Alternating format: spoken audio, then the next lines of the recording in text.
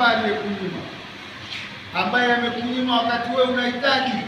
Vuta kumbukumbu wakati una shida, tena pengine shida yenyewe katika masafa ya mbali na ni usiku, unatakiwa labda upate tiba ya haraka hospitali, na mwenzio ana uwezo wa kukusaidia kwa chombo na anacho na akakukatalia, na unaona kabisa ukatalia kwa makusudi, lakini wewe unaambiwa usimkimbizie hivyo, unaambiwa kimbizie vizuri.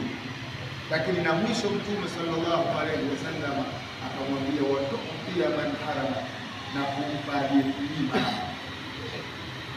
na kumsamehe aliyekukosea, watasfaha amman dhalama, na kumsamehe aliyekudhulumu. Jambo la tatu, aliyekudhulumu msamehe. Mara nyingi anayedhulumu anakuwa ana nguvu zaidi ya anayedhulumiwa. Sasa pale anapokudhulumu ana nguvu, kafanya dhulma kwa kudanganyika na nguvu yake na nafasi yake na uwezo wake, lakini leo mambo yamebadilika, hana nguvu. Hata kwa kuwa amekuja kwako au wewe ulikuwa hivyo, basi wewe unatakiwa umsamehe. Huo ndio Uislamu.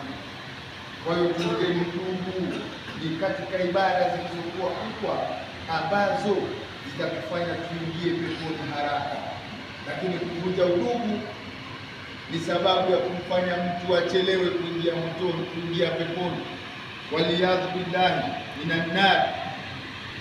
Pia na'udhukum alla tansa al-aitam, usiwasahau mayatima, alladhina laysa lahum ab, ambao hawana baba. Pengine wangeona raha wakawa leo hii wanamuona baba yao, lakini baba yao hayuko. Au mayatima maadamu tunawajua, wafute vichwani mwao kwa kuwapa raha na furaha. Na'udhukum fi hadha al-yawm, lakini tunakuhimizeni katika